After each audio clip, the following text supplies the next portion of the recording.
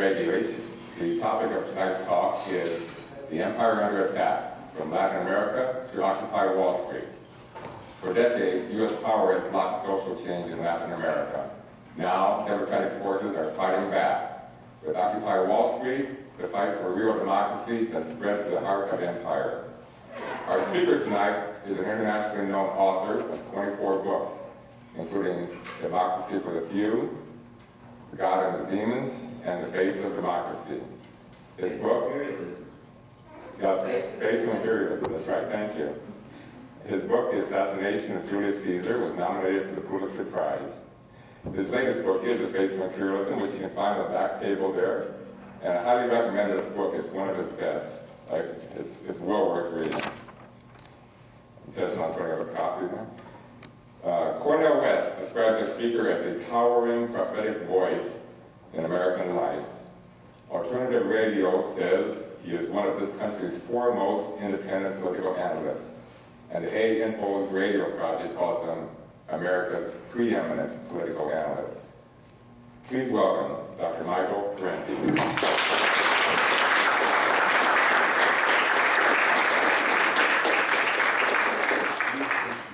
Great. And for those of you who don't know, Greg Elitch is a political writer and author who has produced some very worthwhile works also. Who was it who called me the most preeminent? A-Info's radio project. It's the A-Info alternative. It's a position derivative. Oh, I see. Well, that's nice. I hadn't known that. I like that Cornel West. I always had to laugh. He called me a towering figure. He's about a foot taller than I am. Parenti, you're a towering figure. Okay, well, anyway, I'm not really going to talk about what's in the title of the talk that much. I want to really talk about some basics, some very fundamental things. They're so simple and they're so basic, and in fact, most of the people who address U.S. foreign policy do not accept them or do not even show awareness. In other words, I want to talk about what empire really is. Why does it happen? The primary function of empire, the prime imperative behind the drive for expansion is, and this is my thesis, and this is what I'll argue tonight, is the acquisition of wealth. That's what it's about. Who benefits, who pays? That's what I want to discuss. Who motivates, or what motivates the creation and expansion of empire? What are the deceptive methods used by imperialism's purveyors? The real story really is very much at variance with what we're taught by pundits and publicists and professors and politicians and policymakers. From Ecuador to the Philippines to Nicaragua, to Nigeria, government agents, gendarmerie, and courts encourage indigenous peoples to move from resource-rich lands into missionary reservations or shanty towns where they would receive a dole of some sort, or they're just coerced and pushed out because they don't have any paper to show that they really own the land, because their ancestors have occupied this land for like 300 years. So, 300 years ago they didn't have court papers. Sometimes the encouragement to get people off lands involves bully clubs, assassinations, firebombings of homes, and numerous other acts of terror. Workers are recruited at subsistence wages, and they will toil in serious risk and injury conditions for really starvation subsistence wages, because they have no other source of income, because jobs are almost non-existent. Frequently slavery, historically slavery, was and still is a mode of value extraction and accumulation. There are today millions of people who are being trafficked in work slavery and sex slavery in almost every part of the world, including Europe and the United States. because it's so profitable for the traffickers.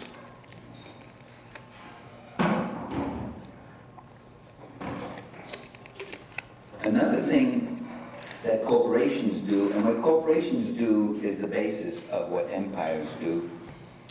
Corporations may go into impoverished areas that have little or no resource wealth. And they do it just to exploit the available cheap labor in those areas.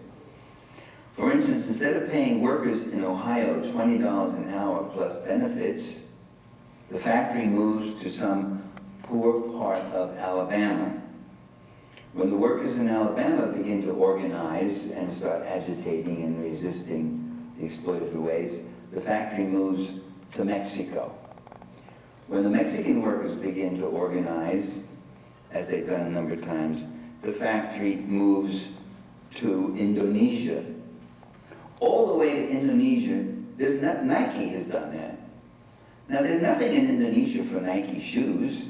They bring all the materials, all the technology, all the machinery, everything. It's called outsourcing. Because, and it's profitable. They can go through this expense of moving all of this stuff halfway around the world, because instead of paying $20 an hour, they pay 12 cents an hour.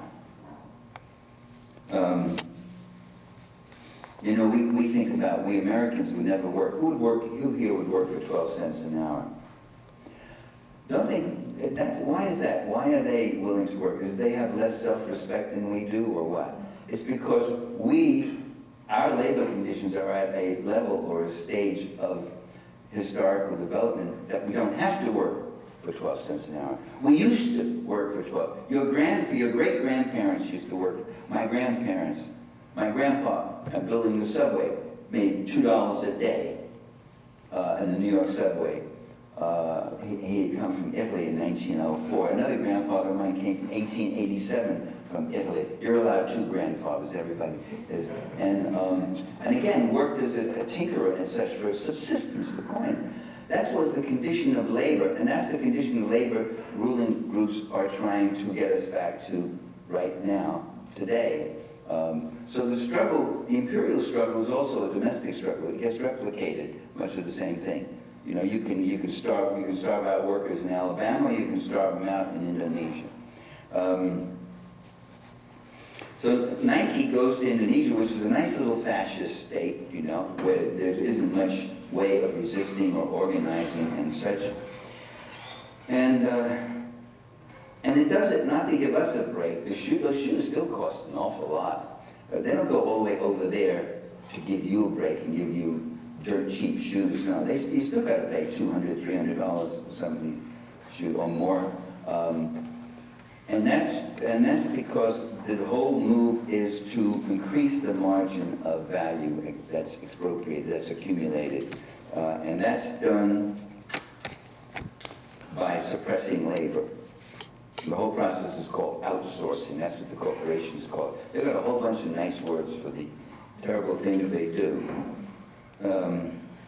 There's something else that empires do, and that's environmental destruction.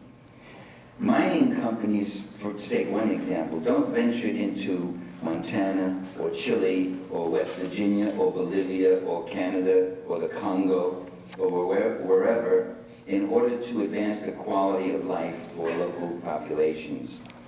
Corporations are not mining the land or drilling for oil or cutting down rainforests or fracking the underground water streams with an eye to preserving the natural beauty and health of the environment, that's for sure. Abundant communal lands are turned into toxic wastelands, and what the corporations do, as you know, they foist their diseconomies onto the public realm. It's sort of like the very environment itself is treated like a global trash can. The resources of the environment are treated as limitless, and the effusions of the production process are treated as something you can just throw out back into that environment. I also argue that in the realm of the empire, there's no such thing as underdevelopment, or very little underdevelopment, really. That some centuries ago, most of the third world was not desperately impoverished and was not desperately dislocated. Poverty was not the original and natural condition of people. People lived modestly, but with sufficiency, often amidst an abundance of game, fresh water, and plant foods. By now, however, many areas of the world have been ravaged. Self-sufficient populations are reduced to devastation, utmost poverty, and they pile into the shanty towns of metropolises. Well, in other words, wealth creates poverty. We always think of wealth and poverty as an unfortunate juxtaposition. We say, so much poverty right here and so much wealth right here. Go look at an aerial shot of Rio, and you'll see these rich hotels right here, and right behind them, a great mass of shanty towns where people are living really right at the very hard edge of poverty. Well, that's not an unfortunate juxtaposition. There's a dynamic causality between those. Wealth creates poverty. When the pharaoh can only get this tremendous amount of wealth and these great pyramids and all that, only when he's got half the population in slavery and they're living in misery and poverty. If much of the world's population is poor today, it's not because people suffer from underdevelopment. It's because they suffer from overexploitation. That's why I'm using the term, kind of an anachronistic old term, third world. It's the only term I can think of. I will not use the developing world. Everybody calls them the developing nations. They're talking about Haiti. They're talking about Nigeria. They're talking about countries that are where poverty is spreading at a faster rate than the population. The number of people living in poverty is growing at a faster rate than the population itself. So poverty is spreading as wealth accumulates. And it's not because they're not developing really. They're suffering from overexploitation. And overexploitation results in underdevelopment. And these are things you have to keep clarifying, because the idiom really always goes the other way. It always goes to blur those kind of things. It sounds really great. The United Nations talks about developing nations. U.S. leaders talk about developing nations. The Communist Party talks about developing nations. They're not developing or underdeveloped, and they need to. Underdeveloped was considered something of an insult. And so they call them now developing. They're developing in that distorted way that comes with corporate capitalist investment in what's called free trade. Monopoly control. Empires always strive for monopoly control. Such control comes with direct colonization. When India belonged to the British Empire, there's nobody the Brits had to compete with. The empire set the conditions of investment, the conditions of marketing and sales. As the colonizers grow richer and richer, the per capita income of native populations sinks to lower and lower levels. Along with bringing commodities and resources to market, the monopolists will actually keep them off the market when it suits their so doing. We saw that in 1991, and that's what got Saddam Hussein in trouble. You remember, in the 1980s, Saddam Hussein was Washington's poster boy. He was killing and murdering every constitutionalist, every Democrat, every socialist, every communist, every whatever. Even wiped out the whole left wing of his own Ba'athist party. And they couldn't think enough of him. Then he started making certain mistakes. Suddenly, Saddam Hussein, who they all loved, suddenly was doing things. He started committing economic nationalism. That is, he wouldn't give the oil companies back to the British and American oil companies. The oil fields. He wouldn't give them back to the oil companies. He kept the whole economy nationalized.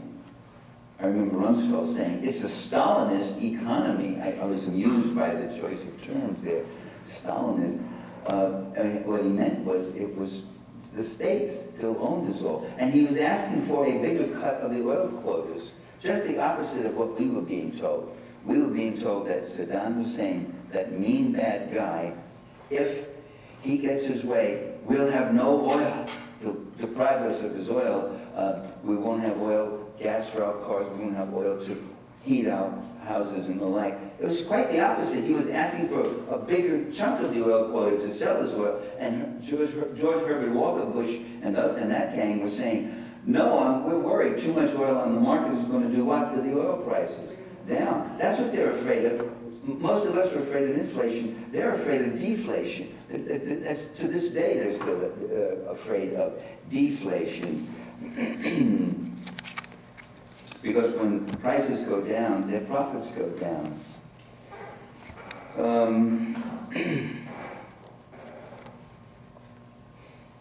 And what passes for free trade, I won't discuss free trade too much. I'll stop with one sentence right here. Free trade really is the way of undermining local production and self-development, the removal of protections and regulations that would foster local production. Now, the cost of imperialism, the cost of empire, empires are very costly affairs. The costs are not paid, the costs of imperialism are not paid by the imperialists. They're paid by the victims. The imperialists impose all sorts of taxes and duties upon subdued populations. So the people discover that the North American, or in the case of Africa, would be the Europeans and such, came down. They not only stole our land, they also are stealing our labor. We have to work in order to pay certain head taxes, and if we don't pay those taxes, we end up in jail. Empires are costly undertakings. They need naval fleets, they need bases, they need armies, they need gendarmerie. All these things have to be financed. Public leaders, officials and bureaucrats have to be paid and bribed. Another group of people who pay for empires are the people of the imperial country itself. I'm looking at them right now.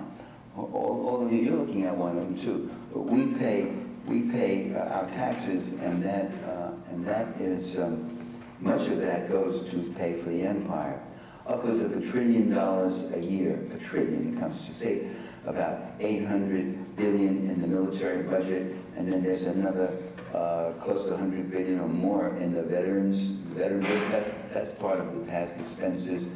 And then there's the money in the Department of Energy. Much of that research and such is for the military, and there's money for all those bases. And then there's the additional allotments for actual specific wars that over and above the yearly amount you pay for the Pentagon. Then a new war comes up, you got to have a new allotment for that. So it's an enormous amount of money that the U.S. taxpayers have to pay. And from this, you see, we have to protect ourselves from the people who write books about this subject. Except me, of course, I'm giving you the legitimate thing. But they always, I mean, their numbers, I mean, from Chalmers Johnson right on across, I'll mention one too.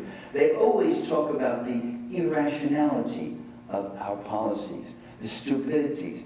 Why do we get ourselves involved in this?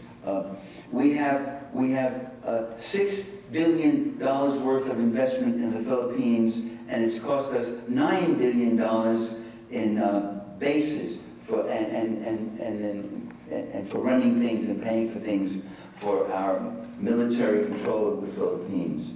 So that's ridiculous. Empires are irrational. We're paying $9 billion to protect a $6 billion investment. That's ridiculous. That's not ridiculous. You're ridiculous. You're ridiculous when you think that the people who own and control the world are not as smart as you. And when you call them stupid, you're being stupid if you do. It's nothing. They don't mind that they pay $9 billion to protect $6 billion, because the $6 billion is theirs, and the $9 billion comes from you. And if they want to protect $1 billion, they'll spend if they want to spend, to protect $1 of theirs, they'll spend $2 of yours, 3, 4, 5. In fact, when it comes to protecting their money, your money is no object. I mean, they'll spend it as much as they can. And so, and yet we have all these writers, I mean, there's whole bunches of them, saying that about Central America. Someone like Saul Landau said that about Central America, that what it costs to prop up these governments in Central America and these military machines and this and that, it costs more than U.S. investments in Central America. I mean, but the people who pay the cost are a different group. They're called the, have a recent name, right? 99%. And the people who have the investments, they're called the 1%. So again and again, I don't know, it's a very simple idea. It means that the fundamental unit of analysis is not the nation, it's not only the nation, it's class. It's the class interest within both nations, both in Guatemala, Honduras, and in the U.S. There are people in Guatemala and Honduras who resist this U.S. intrusion and presence, but there are people in Guatemala and Honduras who love this and welcome them in and who feed off it. And those are the satellite leaders of these countries. The guy who sits there and says, come on in, amigos, come on in, it's all yours. The land, the resources, the markets, the labor. These guys try to unionize, we'll beat them up. We have our Guardia Civil, we take care of them. You just pay me off, take care of me, take care of my brother Jose, take care of my brother, or take care of my brother Muhammad Abdul, depending what country, if it's in the Middle East now, you know, the same thing. You have leaders who leave the thing wide open for the imperialist interests. So these ventures are not irrational. Timothy Parsons just wrote a book a year ago, The Rule of Empire. There's so many of these guys, you know, I mean, and they're well-intended, but they're just sort of wrong. He says, past empires produced extractive surplus that exceeded the costs of conquest and governance. And that was true. The Romans did calculate. They went into gold. Caesar went into gold because he knew he could get a lot. He could get a lot in wealth, in resources, in materials, and in slaves. He didn't go into Germania because it was just too difficult, too far, and too poor, and too cold, and he wasn't interested. And so it's very rational doing it that way. But today, Parsons goes on, nowadays, conquest and governance exceed gains.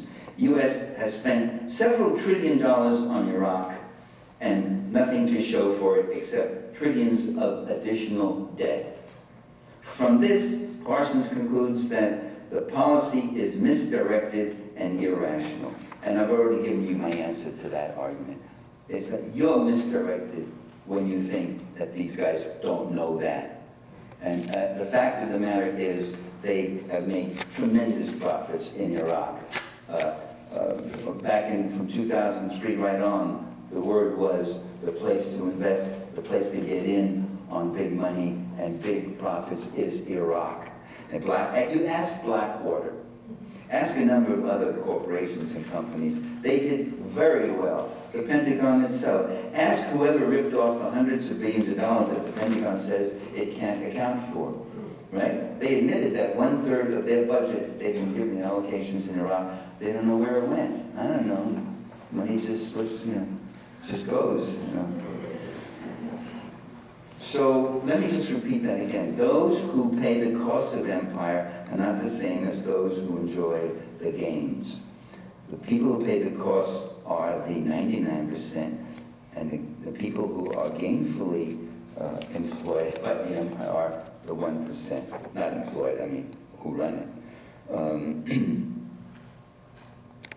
Now what's happened is we've gone from imperialism to neo-imperialism. Or to say the same thing with different words, we've gone from colonialism to neo-colonialism. And that means, and the Americans were the ones who sort of did that in Latin America. Actually, Latin America went through both. When you think about it, they were in traditional direct colonial control for 300 years, from the early 1500s to the early 1800s. The the Kingdom of Spain and also Portugal owned Latin America. I mean, that was it.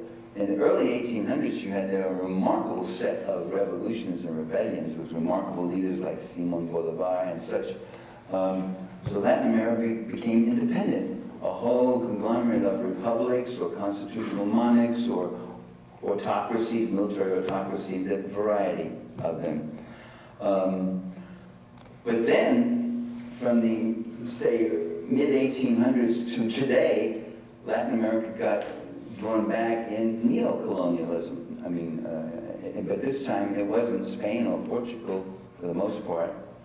There was some European money, you know, in Guyana there was British, Dutch, and who was French Guyana?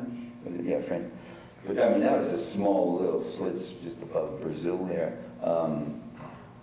But for the most part, it was the Americans who came in. It's kind of interesting because the American ruling class, their passion from the 1840s, 50s, 60s, certainly by 1880, 90, where they acted it out, their passion was, you know what it was? China. They thought China was our destiny. 500 million customers was the word that was used back in the, even as late as the 1910s and 20s. 500 million customers, China, well, back when 500 million was a lot of people. We got to go, that's our destiny, that's what, and the whole, they had a thing called the large policy. McKinley had it. It was McKinley, large, L-A-R-G-E, meaning big, and it was run by Senator Lodge, L-O-D-G-E, it's two different words. Lodge and Teddy Roosevelt, and McKinley was in on it all the way, and Proctor and these other guys, which they didn't talk to anybody about. I mean, but it was there in their personal correspondence. I spent a year of my life in the National Archives and in the Library of Congress reading and documenting this stuff and wrote the whole thing, got whole file cabinets full, and I never wrote the book, though. Strangely enough, I never wrote the book, I don't know why. But it was about how the Spanish-American War really happened. And McKinley said at the end of it, he said, well, in a few months we knocked out Spain and we became a world power. And after the Spanish-American War, every European country put in ambassadorships in the U.S. instead, took out the little ministries, you know, upgraded it and all that.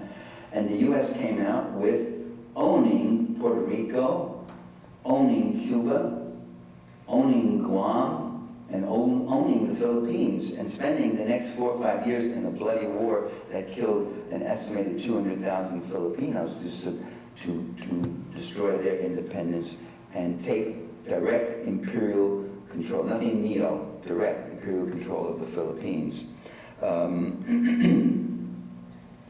Always thinking of, we're going to get to China. The U.S. engaged in a war against China. How many people know that? Good. I'm talking about the Boxer Rebellion. If you look at the archives, and I looked through the veterans' records, because I was looking for particular veterans who I think were connected to the sinking of the battleship Maine. That's another whole story. I'm not telling you it at all now. But what would be interesting is sometimes you would see wars that have been fought, for the veterans are going to get a benefit from it, and there would be the Boxer War. It was rated in the Department of War as the Boxer War. The U.S. was there fighting to get into China. There were two countries that were latecomers and who came in so big and so hard that they ended up doing what? Fighting each other. And that was Japan and the United States.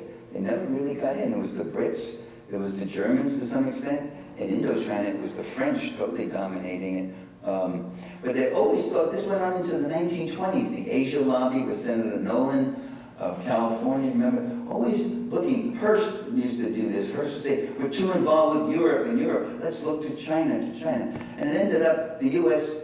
capital didn't go to China, it went to Latin America. But it was always neo-colonial, and it was never with, I shouldn't say never, it was quite often with armies, but the armies were mostly in Central America and in the Caribbean. So, I'm rambling here, I'm sort of kind of, are you following me okay, it's all right? B plus at least, okay? No. What I'm trying trying to say is, another old-fashioned colonial land grab war, imperialist conquest war, which we shouldn't forget, because it's many of his ancestors. Oh no, I thought I was in California for a minute. No, I'm in Ohio. No, well, that's different, okay. But Latin Americans were, in California, when you ask somebody Latino, it's almost always Mexican. And they know, they don't need a reminder, but you're sitting in Mexico when you're in California. I mean, as you all know, 1848, Mexico had more than half of its territory in a war of conquest taken from the United States. If you count Texas also, which was taken by incursions before that time. Texas and Nevada, Nevada, Arizona, a little western sliver of Colorado, and all of California, that was all Mexican territory, and that was all taken by the United States. So the old-fashioned bloody intervention. The U.S. also intervened with troops in Russia. Does anybody, a lot of students, most Americans are shocked, didn't know that the U.S. had actually invaded Russia with 14 other capitalist countries after the Bolshevik Revolution to overthrow the Bolshevik government. And the testimonials that they had, the things they said about the Bolsheviks don't respect private property, they don't believe in profits, they will give the common man the worst sort of ideas as to what's going on. I can show you Secretary of State Lansing's correspondence with President Woodrow Wilson, who sent the troops in. So places like this, the President of the United States, the first one to go to China, Communist China, I think, didn't know this. He didn't know about the Boxer War. And his name was, you might remember him, Richard Nixon, who, remember, he got up at the banquet and he said, the United States has never attacked or had an act of aggression against China, and China has never had any act of aggressions against the United States. We have always been friends. And I'm going, oh, Boxer. It should be good to ring right now. That would have been great if it didn't. But, so, and dozens of other countries. in just the last 2 decades, the U.S. has invaded Grenada, sovereign countries that have never attacked anybody else or have never attacked the U.S. Grenada, Panama, come help me. I'm getting Nicaragua, well, indirectly, yeah.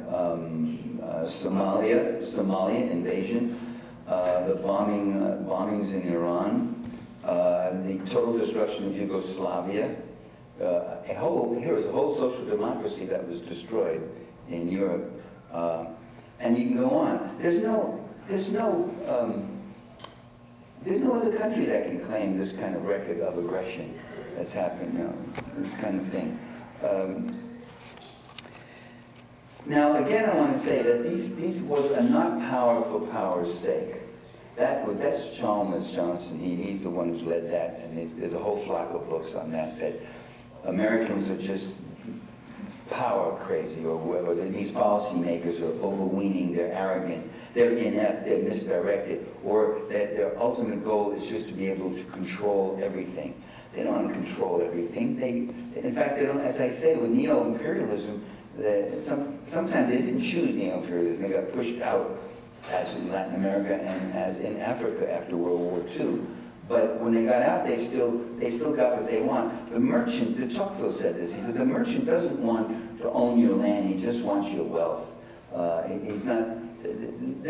don't want the headaches of ruling you and all that. When the U.S. went into Cuba, it was the same thing. They turned to the Cubans and they said, we stole you fair and square from the Spaniards.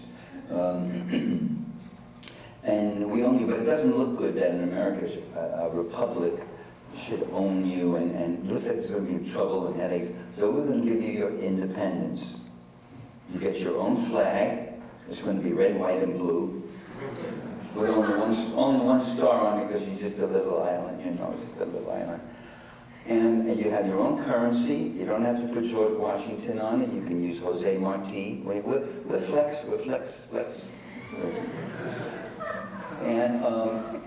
And Spanish can be your official language. We won't try to shove English down your throats and all that.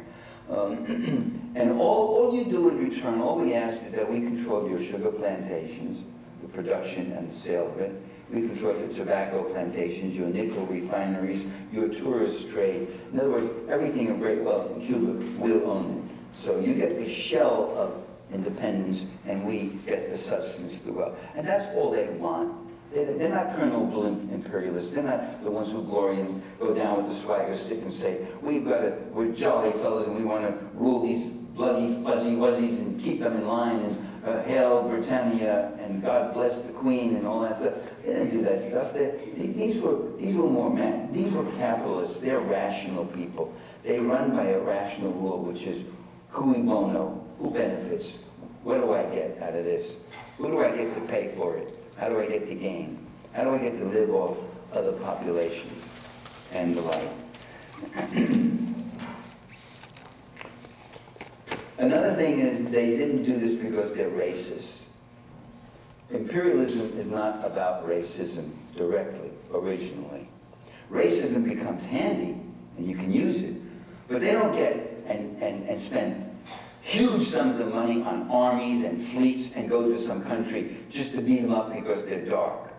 Let's go beat up some dark-skinned people and all that. They don't care. They'll fight anybody. They bombed Yugoslavia, as I said, it was as a white population in Europe. Who thought there was going to be a major war? The President of the United States, Bill Clinton, bombing it and breaking that social democracy up into a cluster of right-wing mini republics where everything has been deregulated and everything has been privatized and everybody's poor and everybody's white in that country. They don't care that the first imperialism of Western Europe was against Eastern Europe. Everybody was white. The oldest imperialism that the British Crown ever perpetrated, and one of the bloodiest, was against a very fair-skinned people called Ireland. They still got a piece of Ireland. So as I say, they don't. Now, when I come in and I burn your villages and I rape your women and I bayonet your men and I break down your little mines, little mining things that you've got, your domestic industry, and I shatter and destroy it and I kill your babies, now I have to justify that. And then I say, well, they're not really people. They're not like us. They're savages. And that's what happened when we stole all the land from the Indian nations, the Native American nations. And you have to justify it. And you stop. And that goes back to Governor Winthrop, who was in Massachusetts, the Plymouth Colony and such. They talked about the Indians. The first thing they did when they got here and landed was they praised God, and then they went into real estate. And that meant killing Indians. And when you kill Indians, you say they're infestation. They're devils. They're not humans. They don't have souls like us. And let's just kill them. You kill them and you take their land. So racism does very soon after you take the country.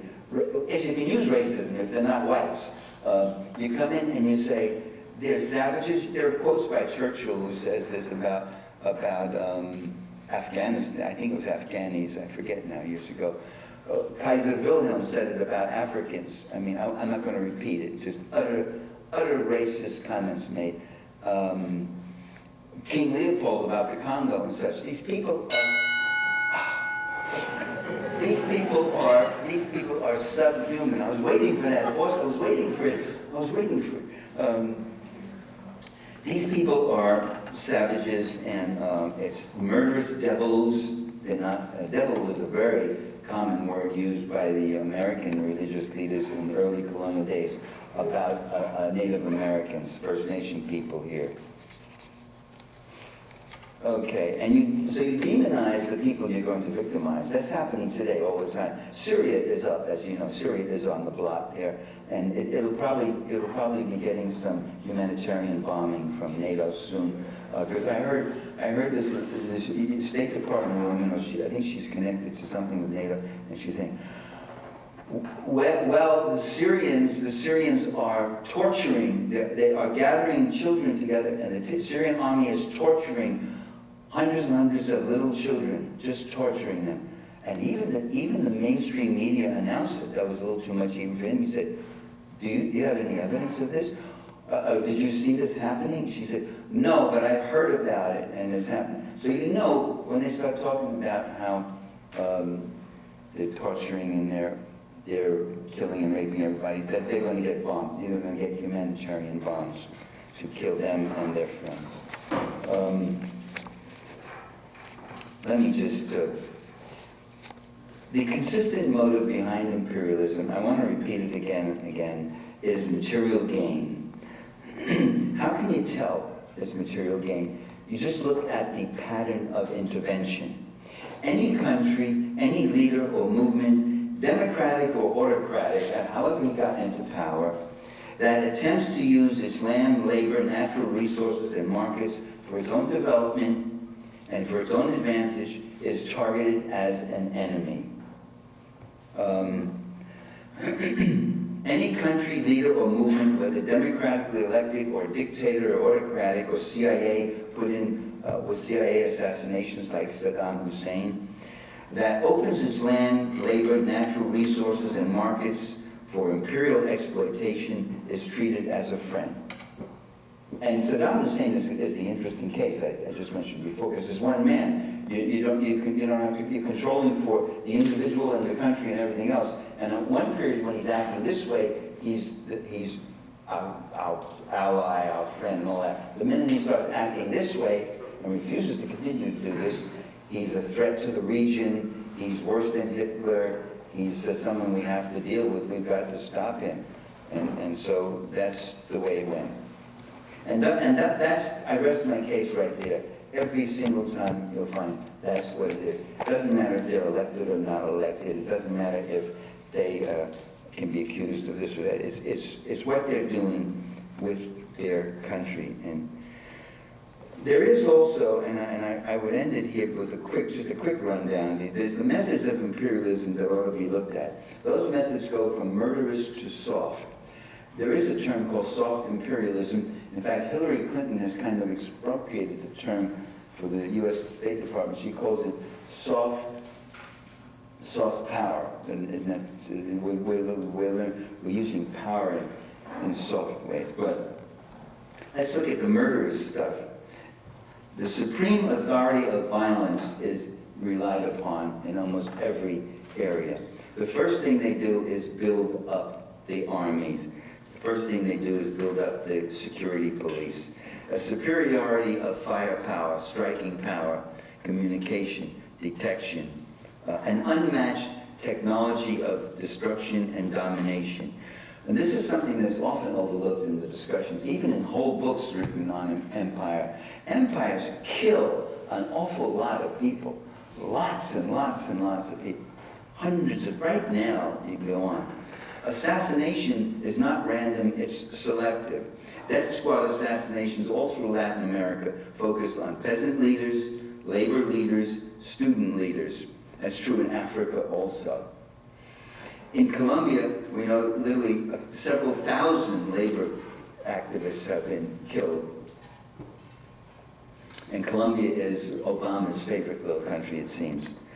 Total extermination of hundreds of villages and hundreds of thousands of people, as in Guatemala, El Salvador, by troops that are trained, financed, equipped by the United States National Security State. Destroy the base of insurgency, so you destroy the populations. Dry up the water that the fish swims in.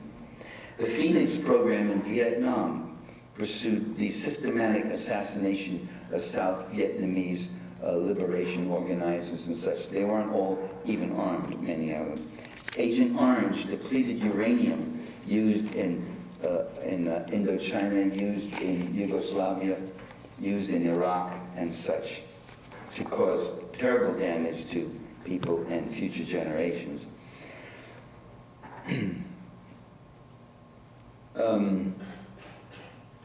How do you pronounce Jaime? Jaime, J-A-I-M-E, Jaime. Jaime Roldos, who had been, as you know, president of Ecuador, who took on the oil cartels, who was initiating all sorts of reforms. His helicopter was exploded and he was killed. He had two helicopters, always had two, a decoy one and his. And one day, a well-planted, I guess, subordinates convinced him to use the decoy helicopter, and he was killed.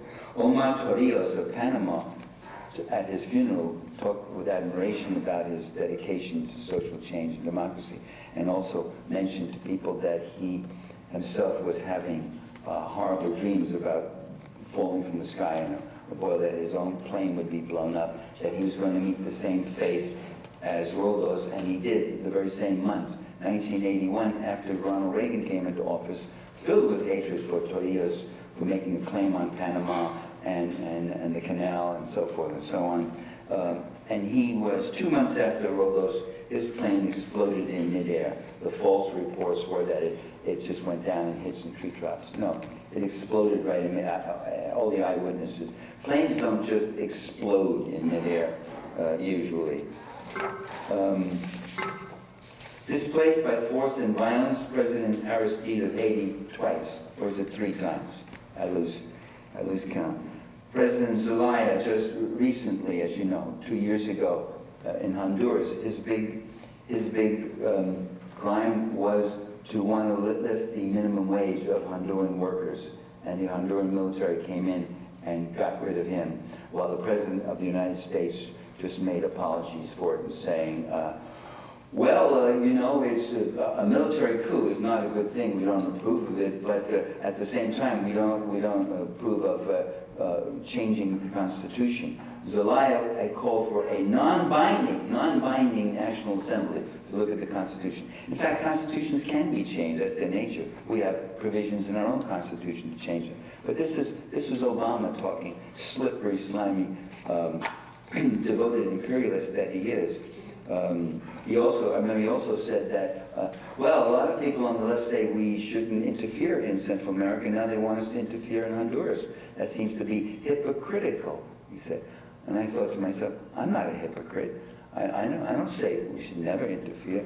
And in fact, the problem is we are interfering in Honduras. That military was trained, equipped, financed, and they cleared it with the U.S. before they went and kicked them out. Recent times show the strange cancer epidemic among Latin American leaders. Argentine President Nestor Kirchner, he died of colon cancer. People are wondering what's happening. It is said that they have devised a means of shooting a projectile which is 1/4 of an inch long and has the circumference of a hair. That's how thin it is, and it is infected with high uranium or something or other, and hit somebody, and the person. This is not me making it up. That was before a Senate committee. It was shown. They brought the gun in that the CIA had, which can shoot something that could cause a person to have the symptoms of a heart attack or could cause cancer in some way. And you don't feel it. You don't even feel it. President Lula da Silva of Brazil, cancer of the throat. But he smoked for 40 years, so that we won't. But Brazil President, his successor, Dilma Rousseff, lymphoma in 2009. Cuba, 4 years ago, Fidel Castro, stomach cancer, and his brother took over. Bolivia, Evo Morales, nasal cancer, we think. I'm not sure. There's opinions saying he doesn't have cancer, but Paraguay's president, Fernando Lugo, former Bishop Lugo, who became a man for the people and became president. He has lymphoma and he's still undergoing treatment, cancer treatment. Venezuela, President Hugo Chavez has gone serious life-threatening cancers. he believes he's been targeted with cancer stuff.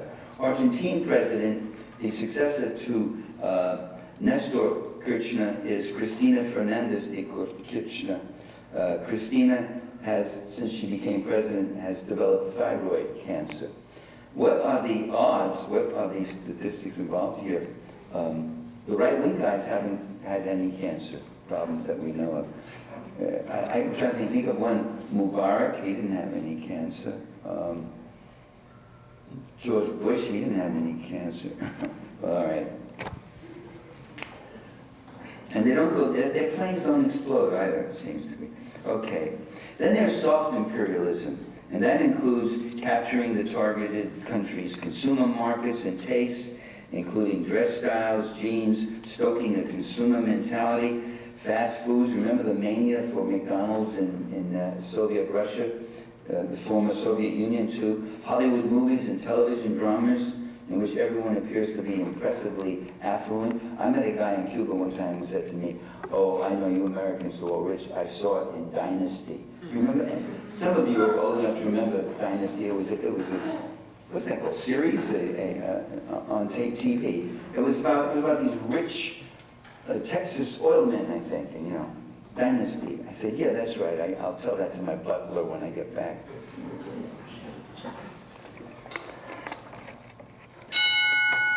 The worst was, I remember the Moscow intellectuals. You would meet those guys. I met a guy in Moscow once, small apartment he had. It was small, but a whole wall full of books. He had free education at Moscow University. He now spoke perfect English, near perfect and all that. Never missed a meal in his life. And he said, with total conviction, he said, the poorest people in your country live better than I do. I said, man, we have people living in doorways and digging out of garbage cans, you know. And you know what they said, these intellectuals? They said, that's all right, you don't have to lie to us anymore. They knew that wasn't it. They knew that in America, everything was so right and so good and so perfect. All through Eastern Europe now, you see, Richard Pipes, he did this survey, multinational survey. And this guy's a right-winger, Pipes. You remember him from Harvard University. I'll give him credit that he published it. He didn't bury it. That survey, I cited it in one of my books, I forget what. That survey showed every country, every Eastern European country, including Russia, the overwhelming pluralities or majorities were it was better under the communists. I think that's hilarious that they were saying these things. And in Poland, Lech Wałęsa, I thought he said it all. He said to the Polish people, keep complaining, this is awful, it was better under the communists. You know, at least under the communists, my kid could go to school and university, rents were affordable, we had enough to eat, we complained about shortages, but nobody went hungry, blah, blah, blah. And Lech Wałęsa said it was very good. He said, hey, you wanted America? You're getting America. Well, where are you getting America? You're really getting it. So news and entertainment media, Hollywood films, I mentioned all that. I'll stop here. Religious fundamentalism, very strong in Central America right now, replacing the liberation theology churches, and of course the destruction of liberation theology and the implanting of right-wing bishops all through Latin America. Rock music groups, superstars captivating a nation's youth. The youth of all nations dream only of being rock stars at times, it seems. Education programs and textbooks are rewritten to promote the ideas of Western imperialism and such. Educating privileged elites. You notice in a number of these countries when a leader comes in, he's from Harvard, he's been at Harvard, educated so-and-so. In Syria we'll get one, we'll get them. In Libya there's a couple of them. Harvard guys. They're Libyans, but they happen to spend a lot of time at Harvard. Okay. Are they trying to tell me something here? Well, there goes the Q&A. I'm going to end it right there. That was good timing. But you see how they've got us, don't you? Let me just end by saying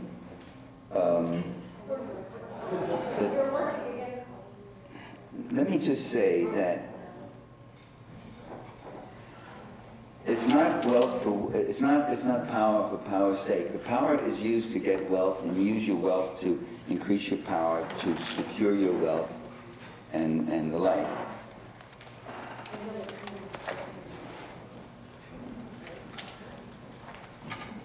Well, I guess it's staying on, good. Okay. Can you repeat that? Power, it's not power for power's sake, it's power being used to gather wealth, to protect markets, to gain resources, to have cheap labor, to do all the irrational things that a capitalist system needs when it goes international. You need to do that nationally and internationally. And if you understand that, then you understand more than if you know everything else, but you don't understand that. That's the important thing. And when you understand that, that means you move from a liberal complaint to a radical analysis. You move from a complaint about how inept your leaders are, how stupid, how overweening they are, how well-intentioned but confused they are. They're just not as smart as you. And you move from that kind of complaint to a radical analysis in which you see they are doing all sorts of things to keep the world in place and to keep history from happening and to keep people from developing and improving their own lives and such. Their fear, they don't want you improved.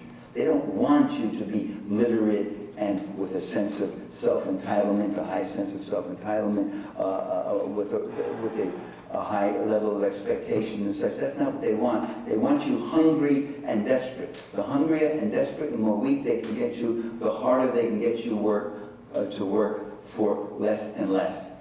In 1900, as I said, we also worked for 12 cents an hour. And that's their goal, to get us back to 1900. That's a counterinsurgency that they waged. They waged it not only in El Salvador, not only in Guatemala, not only in Colombia, they waged it right here in Ohio, having to use different methods of time and the like. So that's the battle.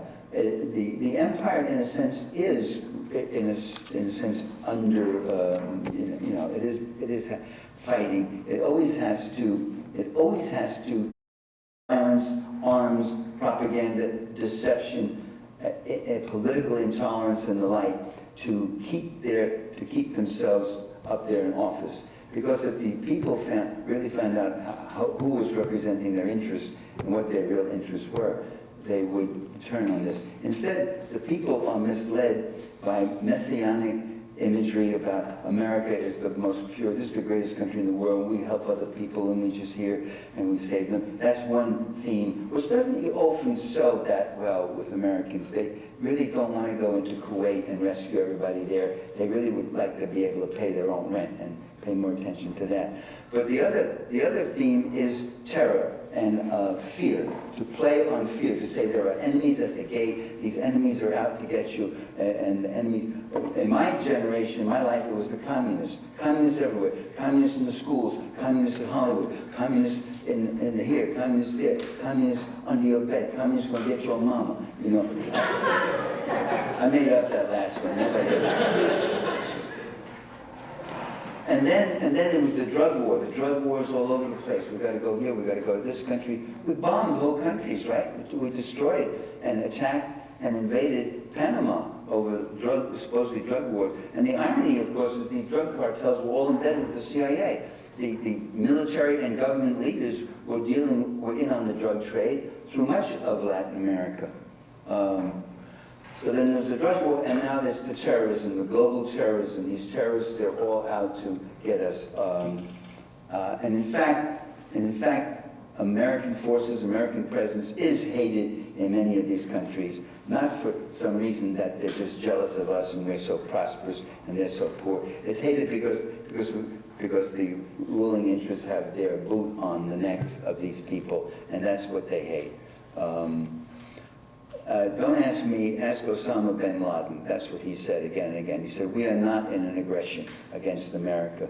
We just want you to leave us alone. If you left us alone, we will leave you alone. If you got rid of the war that you create on our heads, we would not try to bring the war to your soil at all. Nobody ever gave that much play in the mainstream media as to what he was saying. They were too busy celebrating his murder. So, I'll end it right there and tell you, remember now, always a radical analysis rather than a liberal complaint. Thank you very much.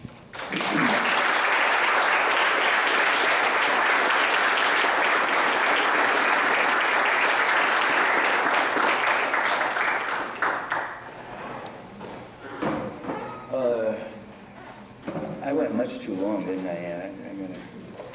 About an hour of that went, wow, you guys were very patient. That was nice. Yes. You want to do Q&A? Do you really want to? I mean, pay isn't that good. I don't know. Okay, yeah, we'll do Q&A. All right, a few questions, just a few questions. See, I see hands go up, and they're always les hombres. Now, let's have some. I'm going to take one man, one woman, one man, one woman. Okay. You're numero uno, and senora over there, two. Okay, go ahead. It occurs to me there are two unique examples that you didn't touch on. There's a lot of things that you look at. One you almost did, which was the Platt Amendment in Cuba, as compared to Paul Bremer's 100 Rules for right. Iraq. That was the other condition on Cuba. You have your flag and this and that, and we have all the sugar in it, and we also control all your relations with third nations, right? Yes. We'll control your foreign policy, right? And then the other was Israel, as if you see that as a military and policy outpost of U.S. policy interests. You mentioned the example of racism being employed to dehumanize various populations that are targeted by neocolonialism. Some of that same rhetoric has been employed by the founders and the current leaders of Israel. What's your position on Israel in the sense of, do you think Israeli policy is the sub-imperialism of the U.S.? Or do you think, there's some very good people on the left who are split on this sort of thing. Jim Petrus, for instance, James Petrus, has written some excellent articles and books, and some of the Zionists really want to strangle him. But his view is that Israel, at least in that area of the Middle East, dictates policy to the U.S. That they have AIPAC has such an influence not only in Congress but in the executive branch and the media, everywhere else, that in fact Israel is calling the shots. They quote, what was his name? Israeli leader, the fat one. Sharon. Yeah. That's terrible. My memory's going, but at least I can still mime my way through a lecture if I have an intelligent audience. Thank you so much. Thank you. Poor old guy needs all the help he can get. Sharon once said, "We tell the Americans what to do." At least he was quoted as having said that. There's that view, and Jim Petrus has that view. There's other view. My son Christian Parenti says, "Nah." He says, if ever, and I've said that too, if ever the U.S. interests were at variance with Israel's, the U.S. would dump Israel like they'd dump anybody else. Any imperialist country would do. And I'm not so sure how, can't make up my mind, because I don't know how you can even conceptualize that. Do you know what I mean? That is, for instance, what is it you have to make that second position non-falsifiable? You have to imagine a condition that could arise where that would happen. You see, otherwise it's not a scientific proposition that you can test. And I can't think of any, because I think of the Liberty. Remember that? The Liberty was during the 6-Day War, where an American reconnaissance ship came right into the waters, and what did the Israelis do? They bombed it for like 12 hours and killed about 70, and shot down 3 American flags that the guys kept putting up. And what did Lyndon Johnson do? He hushed it up. And they had called, and there was a U.S. fleet, and these planes were coming to go, mano a mano with the Israelis. They would have wiped out the Israeli force, but they were called back. And so these guys were killed and murdered, and this is an American ship. And the survivors were brought back, and they were instructed, never talk about what happened today. Never once talk about it. Well then, what is it that Israel would possibly do that the U.S. would then, assert a countermeasure? I don't know. So it's hard to fit Israel into this because it's an imperialist nation in a very limited way. It's taking over Palestine, taking Palestine over. Did I say anything that? It's illuminating, I just Yeah. wondered about your position. Yeah. Yes. So what's your take on American intervention in the Arab Spring, given that their support of the military in a number of countries, specifically Egypt, continues? 30%, I think, is not more of the Egyptian military budget. But that's correct. That's correct policy, isn't it? I mean, they don't want change in Egypt. Obama doesn't want change.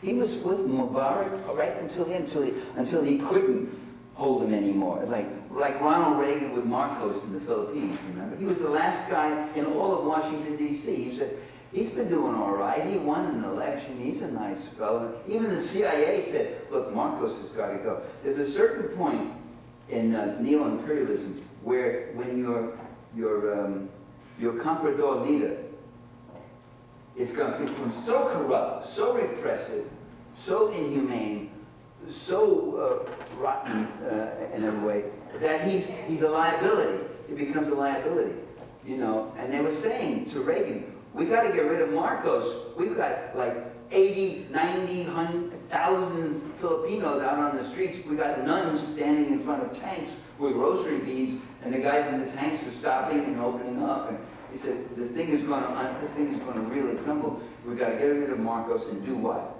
Put another Marcos in, but put a different face, different name, you know, and he'll do a little powder puff, a little cosmetic change here. Yeah, and that was Mubarak. Obama never had a single negative word to say about Mubarak, and talked about Gaddafi as the worst. And the difference between Gaddafi and Mubarak is Mubarak welcomed in the IMF. Mubarak welcomed in the American capital, and Gaddafi would not allow the IMF in, would not allow American capital, and kicked out the oil companies, and did a whole bunch of other things like. Oh, am I walking away too far? Are you losing your sound? Okay. Well, so did I answer your question? So what did they do? They did the same thing with Marcos. Finally, when they had to get rid of Mubarak, they backed, and when I say they, I mean Barack and Hillary. They backed the security chief, the guy who had more blood on his hands than Mubarak. Well, make him. There, we're changing the government, okay? Well, the Egyptians were saying, well, wait a minute, that is not what we want. It's very interesting what the Egyptian protesters were saying. For you anarchists in the audience, they were saying, we need leaders. That is, you need a vanguard, you need an organization. There's so much you can do spontaneously, massively, but you need people making decisions, even, I mean, making them democratically, you know, canvassing the rank and file and all that sort of thing. But it just doesn't happen. It's beautiful when certain things do happen spontaneously and all that, but after a certain point, you have to direct your energies and such. And the Egyptian spring is really not much of a spring. I don't see. It seems to like the Muslim Brotherhood is going to be taking over. Would people agree with that in Egypt? Pretty much, yes. Yeah. Pretty much. But see, they have organization. They do. Okay. All right. We'll have a. Oh, I think your hand was up before. Was it? Was it up before? Yeah, it was. Yeah. Okay. Sorry. Thank you.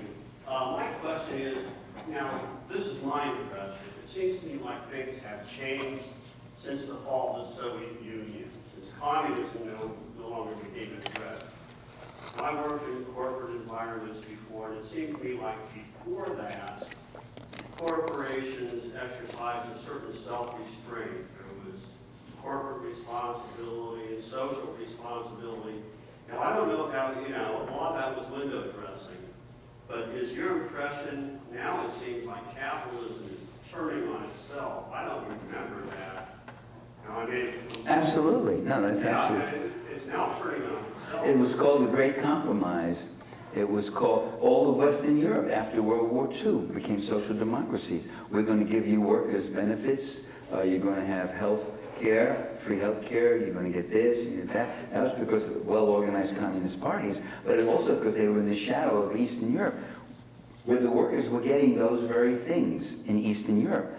And if it wasn't for that, they would have never done it in Western Europe. And the same in the US. We started giving things to workers and better pay and this and that. Get the communists out of your unions and all that, which they did. It was if it wasn't for and once the communists were done in, there was terrible angry comments made by people like William Buckley and right-wingers here saying they're rolling back and getting a free market in Eastern Europe. Why don't we have a free market here? Why do we still have to put up with Medicare and Social Security and all these kinds of things and pensions and whatever else? Let your family take care of you in your old age. They were most definitely saying, isn't it time to get back to 1900? That's absolutely true. They no longer had to buy off their working class to some degree, as they had to do. Western German working class had to be bought off. Look what they were getting in Eastern Germany. Yes, Ms. Hurtham was up next. So if you can enlighten the 99% so that they know what's really going on, then what can they do about it? If what? The 99? If the 99% gets enlightened and really realizes what's going on, what can they do about it? So I think your question is consciousness enough?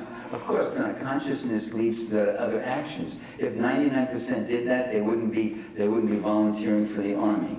The empire's Achilles heel is in the army. That's why Obama loves drones. Drones, that's their dream. Their dream is to have a totally mechanized force that has no people in it, because Americans start getting annoyed when their sons and daughters come home in caskets even with nice American flags over it. It's still an unpopular thing.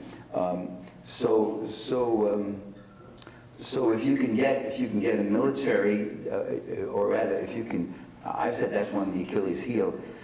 People would not be joining the military. People would not be working in military technology and building all sorts of terrible things. People would not be serving rotten interests in the State Department and the like. That's the answer. You'd have different kinds of people on your courts and the like. Yes, you're next. And then this lady there. Okay, yeah. Yeah, you mentioned earlier on the efforts of some in Latin America to change their constitution. They were kicked out or killed. You don't do that. But isn't that the answer in this country, where our constitution today has been rewritten so that corporations are people and are able to get into government? You mean reinterpreted, not rewritten. Reinterpreted. Reinterpreted, yes. Yeah. Yes, that's correct. There's no new language was put in on that one. Not in the Constitution, Right. but in the courts. Reinterpreted by the courts to give them the power to do what they do today, which is to write our laws, to control government. Conservative judicial activism. I have an article called Conservative Judicial Activism on my website, which is www.michaelparenti.org. On the website, there's articles, if you go down, and I talk, because they always talk about liberal judicial activism, whereas we conservatives respect the Constitution and with strict constructions. It's not true. It's amazing the kind of things they're coming up with and writing. Yeah. Anything I find that the conservatives say is what they accuse the liberals of doing is actually what they're doing. Right. It's a very common thing. But I Yeah. don't want to drop that point of corporate personhood. I believe in this is a large movement around the country today to amend the Constitution to state that corporations are not persons who do not have access to constitutional rights, and that money is not speech, which is the other side. Right. Which would eliminate The money speech one is. There are two acts of magic alchemy that the Supreme Court committed. It's called activism, but I call it alchemy. You know, they changed corporations into people, and they changed money into speech. As Justice Stevens said in a dissenting opinion, he said, "Money is not speech; money is property." Does that come as a surprise to anybody? But so that's what they're doing. Yeah. So what's your point? you said the answer is for people not to work here or not to do this or not to that. I'm saying that the answer is to do just what we have done a number of times in the past, and that is to amend the Constitution so that corporations no longer have access to the Constitution in order to obtain what they need. Right, but also wage a counter campaign against that point. I mean, amending the Constitution is a laborious thing. It doesn't happen easy. You know, it took 60 years to get the women's vote into the Constitution by the amendment process, and all those things. Yeah, I mean, that's a battle. Yeah, that's one of the battles we have to fight, I guess. Yes, yes, Miss. Okay, so if I'm looking at ecology at the same time I'm looking at political economy, I'm concerned that when we have an image of we are the 99% and we are in the same group with the people who are pushed off their indigenous land, that actually our lives are part of the problem, that our lives and what we use and how we live in the world isn't possible for the whole world. That it makes the accountability only in this 1% and not in everyone who's taking part in the corporations and buying from the corporations. And I'm wondering how you would balance those realms of power. It's a common comment I've heard again and again and again, that we're part of the problem because we live affluently, and there's nothing wrong with people living affluently if it's rationally, and a lot of it isn't rational. I mean, the whole transportation system, we're poisoning. Every time we get in a car, you ever think you're poisoning the very air that you're breathing. 1 gallon of gasoline uses up like, I don't know how many cubic feet of oxygen in the air, burns it out. It's astonishing, it's terrible. And now that China is going into cars, and Helen Caldecott said it's very right and very correct for the Chinese to have cars if they want them and such, but it's going to mean the end of the world. Well, she has a tendency to overstate, but it has affected the air quality in California because the stuff dumps right where I live, you know, and it's not the greatest thing. I have a lung condition now. I don't know what it's from. I suspect cars have something to do with it. Yes, but you see, we could live much more rationally and much more correctly. You know, get rid of the meat consumptions and all those kinds of things, and destroy Monsanto. We have to destroy Monsanto. When the new revolutionary government comes in and I'm made Minister of Interior, I will line up all the Monsanto guys and they will be put into prison just for a while until they're, no, never mind, we won't talk about it. But that's a different question. That's certainly true. And there are people in China who didn't need these cars. I've talked to Chinese, I know that they buy it because it's the craze, because they got to have a car. It's a status symbol. They don't even use it that much. So yeah, that's part of the problem, but that's not the problem, because that's in a capitalist economy that forces you and teaches you to consume and do certain things in certain ways when you can do them in more rational ways, you know, like recycling gray water or these sorts of, there's all sorts of things we could be doing where you get close to zero effect on the environment, you know, where it would be a lot better. Limiting population, we really need population control. China is the only country in the world in history that's actually tried to limit population growth by saying, you know, all Hans can have only 1 kid, Tibetans can have 3 kids, other minorities can have 2 kids, and that's that. Or if you're in an agrarian area and you have a daughter, you can have a 2nd kid. Because what they were finding is some of them were knocking off the daughter to have a try for a son again. I mean, these are irrational, crazy, people have horrible, irrational, crazy ideas. I mean, there are Chinese who believe your family is not complete until you have a son. I know a woman who was the 9th daughter of a Chinese family. They had 10 daughters, and finally the 11th kid was a son. I said, is your mom stopping now? She said, oh, yes, she stopped now. But you had to have the son.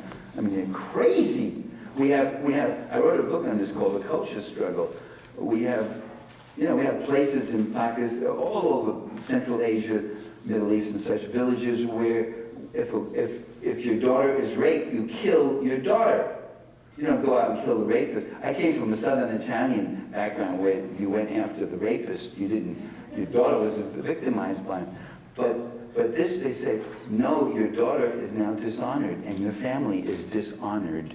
And the only way to cure that is by killing your own daughter. I mean, it's insane. So we're facing the 99%, you can point out all sorts of maniacs and crazy things in there. That's not the issue here. That's not what we're talking about here, though.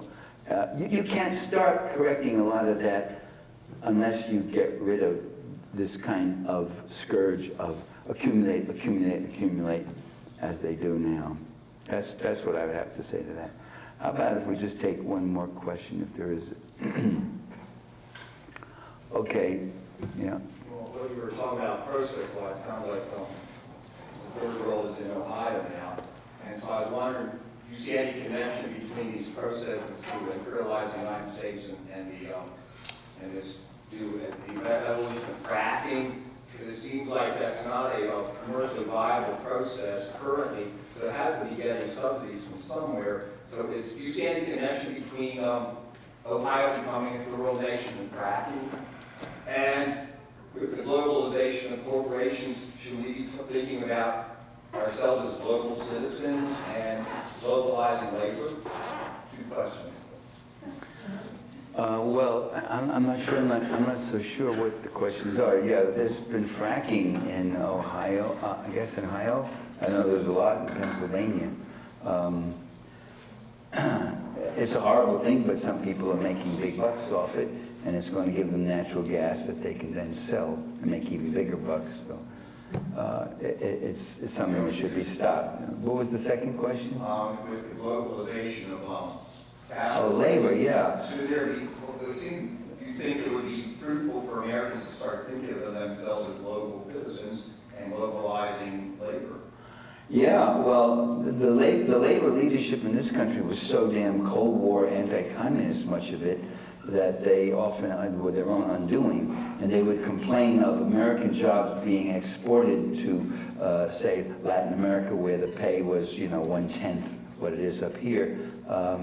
And some of us were saying, well, if you're so worried about cheap labor in Latin America, we don't want to ratchet down the gains the American workers did to them.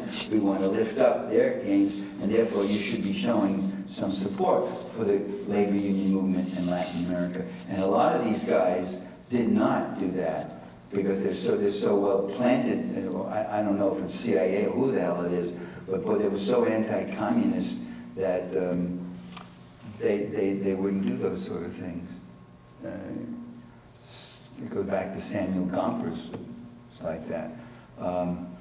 So to get people to see how, in fact, you're not competing, and there's the 1% of the rhetoric of this story saying, we're competing, American workers have got to get in there, you're competing against the Chinese, and it's a very bad situation because about 1.5 billion more workers have been put on the market that weren't there before. And I'm thinking of all of Eastern Europe and the former Soviet Union and China and in India. There's an awful lot more competition. But instead of seeing them as your competitors, see them as your brothers and everybody working together rather than against each other, which is what the guys at the top want. They're very clever. I just saw an ad in the Wall Street Journal that said, think of this, I forget, it was some bonds or this or that. And said, come on, become part of the 1%. They've already co-opted it. They're not denying it anymore. Say, yeah, we're the 1%. Come on, ain't that hot? Come on, get in on it. All right, we'll get them. Don't worry, we're going to get those guys. Thank you.